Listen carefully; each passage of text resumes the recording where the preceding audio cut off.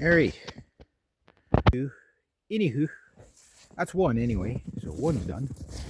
If I would have brought my tool with me, I would have done it. I'll leave that metal here for now in case I need chunks of it. But it doesn't appear that the beavers have come up. But they will be back. No doubt they will be back. When you get like a beavers get a vendetta against your property there, man, they're pretty relentless. So, the next one to get is going to be this big tree here. I'll switch this around. I'll show you. So, basically this big guy here, they chewed on him, it looks like years ago. It's not fresh, the chewing, so, but this is the mesh that was around like the three.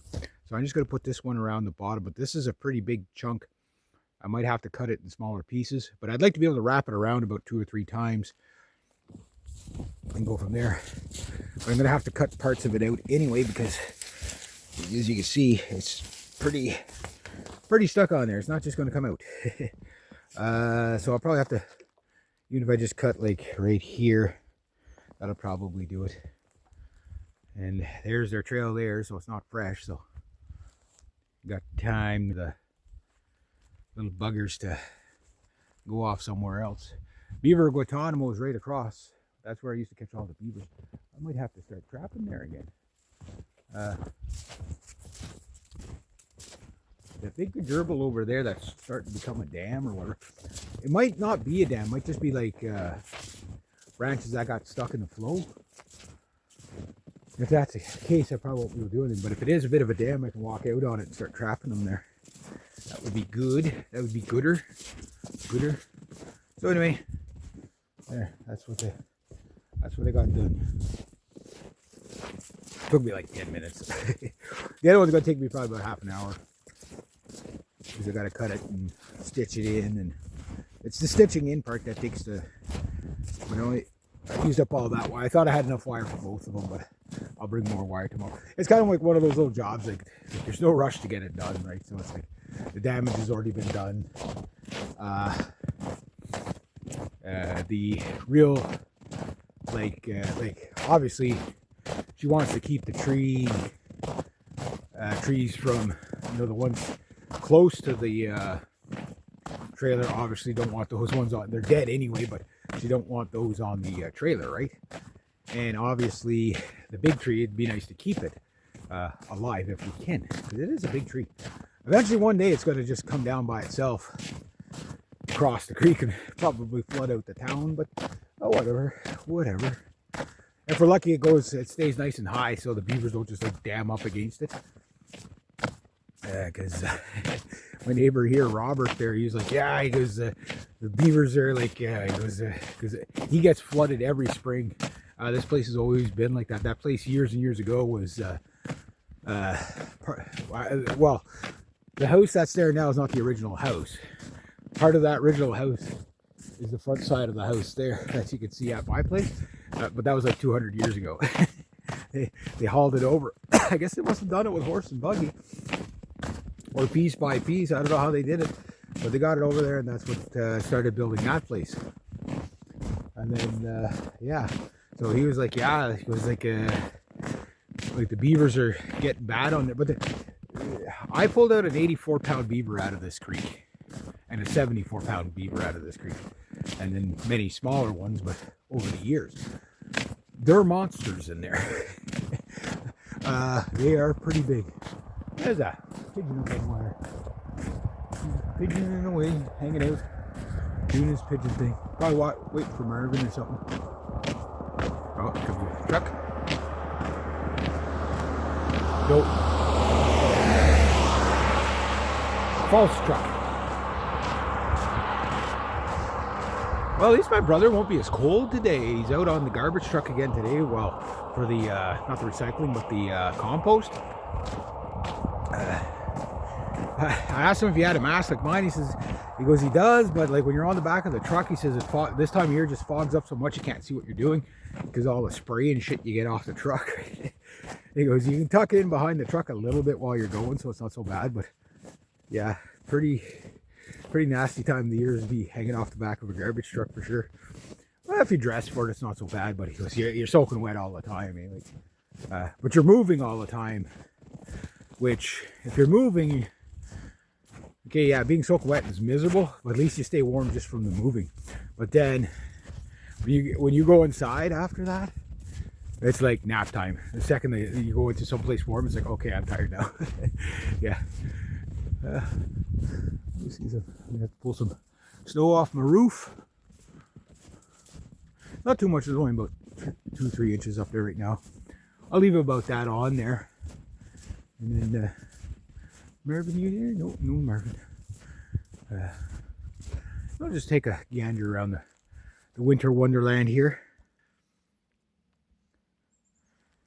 Yeah, check out those nice icicles.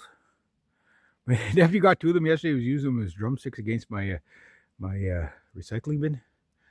See that? He came down the road yesterday. I told him, don't come down the road. I said, leave it. We'll let it pack and we'll toboggan down it. Or snowboard down it. I gotta grab the snowboard too. For my nephew. It's right there. I can see it. Note to self, don't forget snowboard. Knock loud, headphones in use. He said he came down the other day and he was knocking. I was playing my bass or something like that, and the headphones on. So I told him, I said, if you come down and you knock and you don't hear me, just come ahead in. Just be real quiet when you do it, because I'll probably be recording, or I could be in the shower or whatever. Stuff's getting ready to go, guys. Stuff's getting ready to go. Burn pile stuff. It'd be a good day to do the burn pile for sure. I got to get in here though. Start my day. Well, technically I already started my day, but I got to start my day for me. And this is what I really look like. Okay. Part of starting my day today is getting all this shit out and out of the house, but sorting out my tools. Got to sort out my tools. And I brought down what I believe to be the final box of books up home. Right there. There's some other stuff in it too. But then they'll all be here. And because they'll all be here, I can then start to sort out things, get rid of things. Like I asked my nephew if he wanted some of the skateboard magazines there, because strangely, he's not really into it. I tried to get him onto the skateboard. I'll try again. Like, kids are funny, right? Like when they're really little, like they can't decide on anything. But kids, yeah, this is my old man speak. This is my old man self speaking here. Kids these days. As soon as you start saying kids these days, you're old. Sorry, break it to you, but it's not about your body. It's not about your whiskers. It's about kids these days. Damn kids. Damn kids. Do you guys remember that commercial? What was it for? Damn kid. The guy, the janitor guy, walking around going, damn kids, cleaning up the school. He's like, damn kids, damn kids, damn. And then he finds something and he goes, good kid, good kid, good kid. It's really, really funny. I just can't remember what it was for. But it's like, I told that to Paul when we were cleaning the school. I said, you gotta walk around going, damn kids, damn kids. I had to take my book home last night to read. Oh, good, I didn't move my bookmark. Because I'm this far. So, almost halfway. Take me forever to read this thing, but yeah, I'm probably going on about 15 days of reading it already, if you add up. But I only read maybe about 15 minutes, half an hour tops a day. So I haven't. If I do I did like 45 or 50 minutes. I read about 40 pages in that time. But I read at a pace where I really take it in. This idea of like rushing through a book just so you can get to the next book, that's not the point of books. You know what I mean? Okay, so let's get down here. Where my chainsaws is. I got my chainsaws down there. Even though it's winter time, gotta keep the air flowing around here. Just gotta keep the air flowing. I gotta do more work down here too. Once I'm through the tools, I think this is gonna be kind of like the last. I'll save this to the last. It's the least priority of right now. You know what I mean? In the springtime, yeah, I want the house spick and span, top to bottom. extreme top to bottom. Spick and span like me. I'm actually kind of grubby looking all the time. That's just because I'm ugly. You know. And today, yesterday, guys, now I bought a thing of margarine. So I got 2 items in my fridge now. I got a thing of mustard and a thing of margarine. I ain't gonna starve this winter. But my nephew came by and he's like, "Oh, it smells like popcorn in here. Did you make me popcorn? Did you make me popcorn?" I said, "No, I ate it early." I said, and he goes, "Oh." And I said, and I knew what he was going to ask next. I said, "No, I can't make it anymore because it'll ruin your supper. We're too close to supper." Oh, so today I'm going to make a little bit of popcorn, but I'll wait till he gets here, if he comes here. Chances are now that I'm going to do that, he's not going to come here, and then I won't have my own popcorn. Oh, right? So, what do you do to my chair? Damn kids, damn kids. He's got everything all moved around on me. It's like, oh well. Yeah, it's like, but we're getting close, guys. The snow's getting thicker, and as soon as it's thick enough, we're going out there, and we are going to, it's almost 11 o'clock. That's not bad. That's not bad. Went to the store back. Said, "Happy birthday to Ellie Mae," little French bulldog, cutest little dog. I'd love that. Like, I'd love to kidnap her. She'd be like the best little dog, I think. She usually sticks in the house, runs around, looking all cute, grunting, little bulldog. Sleeps most of the time. Perfect pet.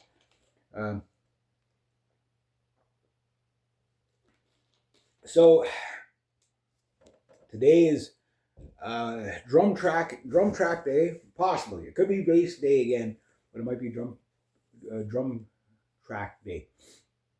So yeah, so anyway, my nephew came in, and I'm like, okay, well, so I try to get him using the sticks on the drum kit. Make sure he wears the head hearing protection. I'm gonna have to get 2 of them down here, just because I thought I had another set of.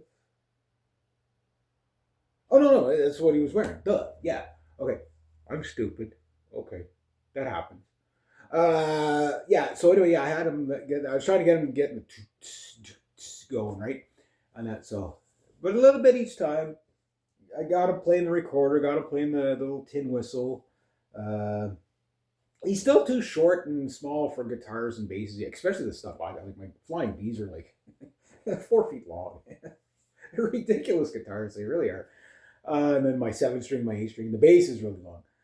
But I do want him to get into that stuff. I think probably when he gets about like 13, 14, 15, that's when he's going to get into the when he sees other kids at school starting to play guitar and stuff like that. It's like, oh, But I want him to like not just play guitar. I want him to play guitar the way at least as good as I did, or better, hopefully better than I did when I was a kid. Because I remember standing on my amplifier making 400 kids late for class while I was banging out AC/DC with one of the cutest blonde chicks who later on I found her Facebook, and it's like she married a guy with the same last name as me, and the guy, his name even started with an R, and the guy looked like me with about 40 pounds heavier. I'm like, you mean I could have had her as a wife? Are you kidding me? It's like, son of a bitch.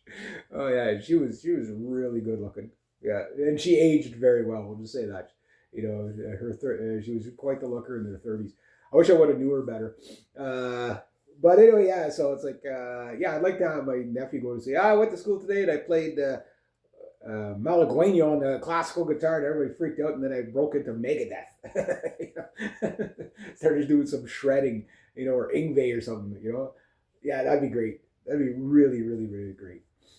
Because when he goes, I think it's next year, he goes to Low School, the school that I'm cleaning up, the one that his dad went to and I went to, and my sister went to. And they have a music room there. I didn't have that when I was going there. They had nothing there when I was going there. They were just like, they had a lot of just shut up and sit there when I was going there. That's what they had. But we did have a better playground. Our playground was like good and dangerous, proper like kid day, like 1970s, 80s kids dangerous. Like the little tower rocket thing, jungle gym that you call it was 35 feet in the air, just because they ran out of funding to not be able to make it 60 feet. I mean, a kid fell off. You bounce a couple of times, but the kid will get up. You'll be fine. Break an arm or two. Again, it's an educational thing. The kids that are smart get to live.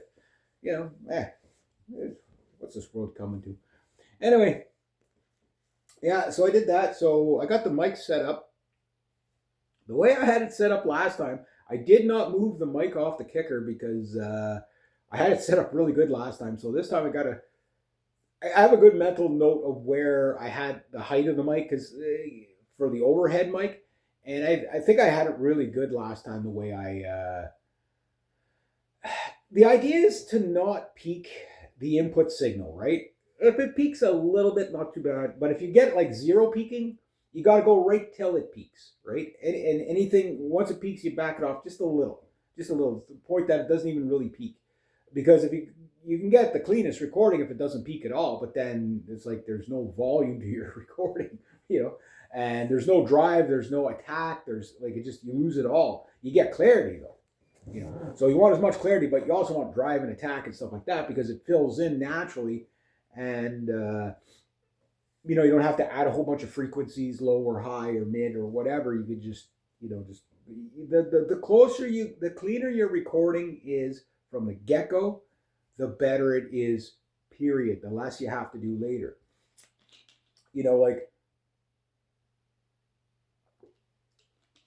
a lot of old, say, pre 1970s recordings, right, are not that good because people didn't know what they were doing, right? But once they figured out what they were doing, those are the stuff that rose to the top because you had not only a good song, but you had a clear recording of it. And once they figured out how to do that, it was fine. But it all came down to one thing: the initial performance. There was no, okay, if you got it wrong, you had to start over. One thing wrong, you had to start over and do it again. And it was just take after take after. You do 100 takes on everything. But a lot of it was live in the studio, right? It was like one mic capturing the whole band. Good luck with that, right? That's like, real like 1940s. But the instruments weren't as loud except for the drums, but they could put the drummer back further until they got him at the volume you need and put everybody up closer, right? They did a lot of that stuff. And then the room, just the room. Like I was showing my nephew last night. He's like looking at like the towel on the wall and that big piece of foam thing that I got on the wall. He goes, "What's that for?" I said, "Clap." So he claps. I said, "Okay, now let's go into this room and clap." And he clap, and you can hear the reverberation, like the echo off of it. And you don't get that in there. And I said, "Well, when you're recording, that's one less thing. You get a cleaner recording because you don't get that slap back off the wall. There's no delay. There's no reverberation, right? So you get a cleaner recording." And he's like, he looked at the tape on the tape I put on my drums. He said, "Why is it? Did you wreck your drums?" Because he goes, "There's like duct tape all over it." I said, "No." I said, "You see how I got it taped on there?" I said, "What that does is it kills the resonation. So you get the drum's wide open. There's nothing in the drum. You get the full sound of the drum, but it doesn't just sustain forever. You kill off the sustain, so you get a cleaner sound, right?" And so it's like he finds that kind of interesting. So maybe you never know. Maybe he grows up to be a recording engineer or a musician, whatever. You never know, right? So that's why you always want to like kind of encourage kids to do whatever. Still on the hunt for newer books. We are Tuesday, so the thrift shop won't be open till Saturday at best, if it's open at all. But if it is open, I'm going to go in and I'm going to go through the books and see what they have. But when I go there, I'm going to bring them a whole bunch of books. Yeah, so for every one thing I take out of there, I'm probably going to bring you about 10 things. I have a hunch in the springtime I'm going to have like about 20 boxes. Okay, either I'll probably have it if I still have stuff by spring. If I don't have a vehicle, well, it's going to stay here until, like, I'd have a lot of things gone. Like, for example, when my car broke down, I had brought something like 5, maybe even 6 to 8 boxes of like tons of stuff, old movies that I had watched a million times, whatever. Remember that big box of movies that I got from the hall last year, whatever? Well, I watched most of them, and I'd watch every. Okay, I like this one, I'll keep it. That one I don't like, I'll get rid of it. So I have a plethora of movies, but I just, I guess, simply put, I just, don't want to keep them all, right? So some of them I do want to keep, but once you watch them like 3 times, 4 times, it starts getting to the point where why am I hanging on to this again? You know, and I don't mind. Like I got them for free, so I mean, some of them I did buy at a discount when they were renting the movies out, whatever. But I'm like, well, other than a handful of them, maybe it's just best that I take a good proportion and just get rid of them. You know, tape cassettes. I'm keeping my tape cassettes. I'm still trying to find a better tape player. The one I have is it's pretty musty and old. But sometimes you can find new old stock ghetto blasters and stuff like that. If I, you know, or old, stereo systems, right? If I can find, because you could still buy tape cassettes. They're still around. They're not easy to get a hold of because they're like usually in like a dollar store somewhere or something like that. You know, they're a bit rare, right? Um, but there's still lots of stock of that stuff that never got sold off, and it gets sold off as auctioned off. Like the store I worked in, what they did is they'd have an auction. They'd have a whole bunch of big, cage bins that you see in your typical, like your Home Depot, your WalMarts, whatever, that come off the trucks. Anyway, those cage bins, they're usually like 4x4 and then about 4 feet high or whatever. And then you fold them up when you're done. They'd be full of stuff, or a skid just full of stuff, and you just you bid on it. And it could be like, okay, here's a skid of this, here's a skid of this. This is a mixed mystery skid. Whatever's in it's in it, right? So obviously the mystery skids go for like next to nothing because nobody wants to take a gamble. So maybe they gamble like, okay, well we'll take those skids for $100, right? And you get XYZ product, half of it's junk, but you're probably going to make maybe about $500 to $1,000 in profit off of it, right? So, okay, stuff like that, right? Uh, so that's what happens. Like sometimes you can find brand new stuff that's like, okay, it was a batch made in the 1990s, like a ghetto blaster from the 1990s. It's still in the box. It's just it never sold off because it's a bygone era of technology. So you get maybe, okay, there's 15 left, that kind of thing. Okay, and you go and you get them. You get your $350 or $500 super ghetto blaster for like $8. It's great, but you got to dig around to find them, and like thrift stores. Sometimes you see them a lot in like what you call it, pawn shops and stuff like that. Those guys always try to like get the cheapest stuff possible, right? A friend of mine that I worked with, she started a toy store, and every now and then she gets these toys, and like she's doing good. Like I mean, that store's been open about 5 years now, so good for her. Good for her. Well, her and her husband, they ended up. I took their wedding photos. That was a good day. That was a really good day. That was the second wedding I did, I think. Was it? Maybe that was the first wedding I did. I don't remember. I'll have to look back at my photos, but I did a couple of. But as the store I worked at, like about 4 or 5 people ended up married out of that.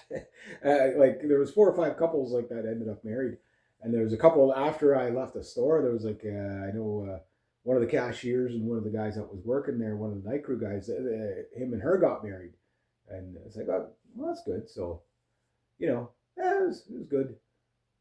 Yeah, and then. Yeah, so getting back to what I was saying, so if I get my tape cassettes and go through all those, and then where I got the book, Blood Red Road, I also picked up like a whole bunch of tape cassettes there that I have to go through to see if they're still good.